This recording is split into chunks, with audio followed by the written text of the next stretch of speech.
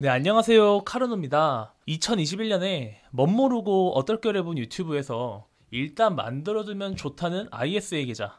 일단 저도 만들어 봤었는데요. 처음 때를 생각해보면 저는 완전히 실수했었던 것 같아요. 재테크 초반에 저는 그때그때 이제 적금 풍차 돌리기에 푹 빠져 있었습니다.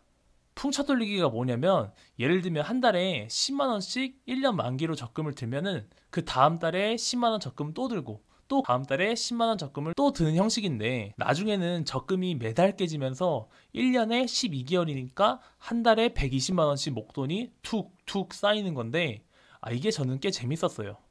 그러면서 자연스럽게 계좌 수가 늘어나다 보니까 한 은행에 모아서 계좌를 관리하는 것을 선호했는데요. 그러다 보니까 자연스럽게 이 ISA 계좌도 한 은행 어플에다가 쓰려고 단지 그 이유만으로 제가 주로 쓰던 주거래은행에서 일림형 ISA로 만들었습니다. 이렇게 시작을 했던 게 좀 아쉬웠었던 기억이 있는데요. 운용 수수료가 비싼 것도 나중에 알았고 뭐 미국 주식 S&P 500이 좋은 것도 뭐 나중에 알았긴 했는데 그때 조금만 더 알아보고 검색해봤으면 어땠을까 싶더라고요. 그렇게 일임형도 해보고 또 중간에 신탁형으로도 바꿔보고 근래 1년쯤에야 중개형으로 이전해서 드디어 올해 만기 해지를 했습니다.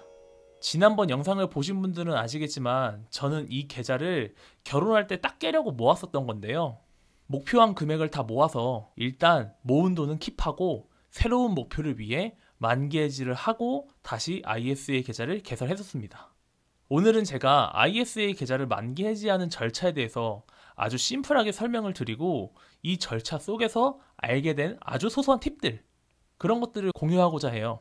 먼저 만기 해지 조건을 갖춰야 하는데요. ISA 계좌는 계좌를 개설한 뒤로 3년 뒤에 만기 해지를 하실 수 있다는 거 다들 아시죠? 중간에 저처럼 은행에서 증권사로 이전을 하셨더라도 처음에 은행에서 개설했었던 날짜로부터 3년 뒤에 만기 해지를 신청할 수가 있습니다.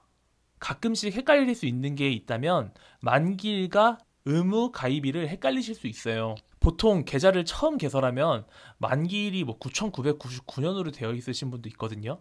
근데 만기일이 아무리 멀어도 의무 가입 일자인 3년만 넘으면 얼마든지 전화로 만기 해지를 신청하실 수가 있습니다. 제가 사용하는 어플 예시로 보면 마이 ISA 탭에서 가입 현황을 알려줘요. 가입 일자가 3년이 훨씬 넘었어요. 만기 해지를 하고 나면 어떻게 계산이 될지도 가계산을 해줍니다. 보면은 비과세 200만 원 한도를 꽉 채웠고요. 나름 과세 이연이나 분리과세 혜택도 쏠쏠하게 받아서 적은 세금을 낼 수 있었습니다. 그리고 나서 다음은 ISA 계좌 내에 있는 종목들을 싹 다 팔아서 현금화를 시켜야 돼요. T 플러스 2일 결제 시스템이라는 게 있는데 주식을 판 날에서부터 이 영업일, 그러니까 증권사 영업일 2일차에 ETF나 종목들이 최종적으로 결제가 된다고 합니다. 주의할 점은 팔자마자 바로 만기 해지를 하겠다고 하면 비과세나 분리과세 혜택을 전혀 못 받을 수도 있다는 거예요. 왜냐하면은 ISA 계좌 내에 현금화가 되지 않았다고 하더라도 만기 해지가 안 되진 않더라고요. 처음에 제가 ETF를 팔지 않은 상태에서 만기 해지를 하겠다고 전화를 했었는데 그때 가지고 계신 ETF는 다른 계좌로 그대로 옮기실 예정이신 거죠? 이런 식으로 말씀을 하시더라고요. 이렇게 말씀하시는데 저는 엄청 당황해서 다시 팔고 연락을 드리겠습니다 하고 끊었던 기억이 있습니다. 결론적으로는 만기 해지 하시기 전에는 계좌 내에 있는 상품은 다 팔고 T 플러스 2일 이 영업일 뒤에 세제 혜택을 제대로 볼 수 있다고 말씀을 드리고 싶습니다. 아니면 반대로 이미 거래한 내역만으로도 충분히 비과세 혜택을 다 볼 거 다 봤다 판단하시는 분이 있으면은 주식 그대로 ISA 계좌를 해지하고 다른 계좌로 이전하는 것도 방법일 것 같습니다. 만기 해지 신청은 무조건 전화로만 신청이 가능해요.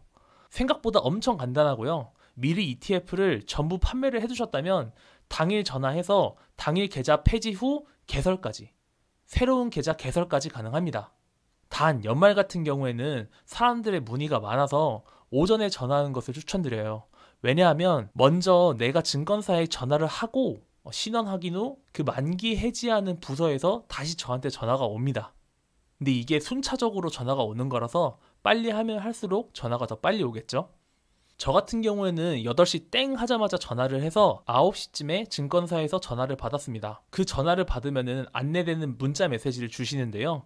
그 문자에 따라서 ISA 계좌 내에 돈을 이체한 뒤 계좌 폐쇄를 진행하면 됩니다.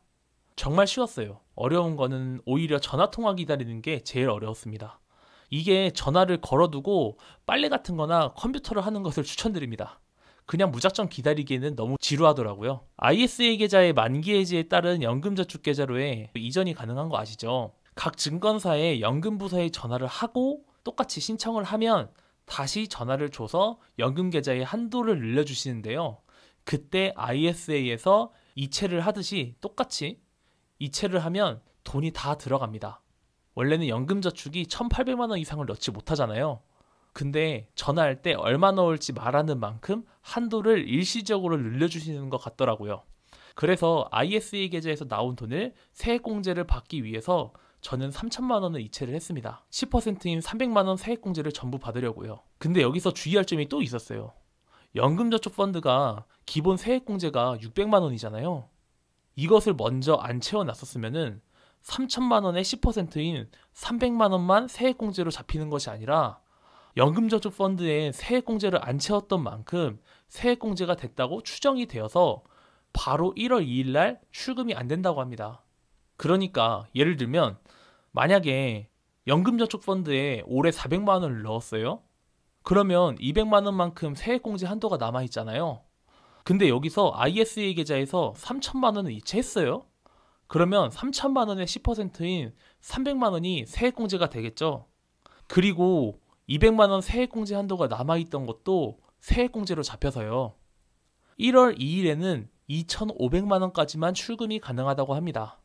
세액공제를 안 받았다는 것을 증명하면 출금이 가능한데 그렇게 되면 7월이 넘어가야 증명이 가능하다고 해요. 안 받았다는 걸. 만약에 금전적인 계획이 있었다면 큰 낭패를 볼 수도 있었겠죠. 그러니까 이것까지 주의점으로 가져가시면 될 것 같습니다. 이렇게 쉬운 듯 어려운 듯 쉬운 듯 한 ISA 계좌 만기 해지 절차를 알아봤는데요. 도움이 되셨나요? 제 채널이 아직 작아요. 그래서 구독을 안 하시면 다음 영상을 보기 어려우실 건데요. ISA 계좌나 절세 계좌를 운영하는데 구체적으로 필요한 정보들을 계속해서 받아보고 싶으시다면 제 채널에 구독과 좋아요 부탁드리겠습니다. 영상 제작에 큰 힘이 되고 있습니다. 감사합니다. 그리고 메리 크리스마스!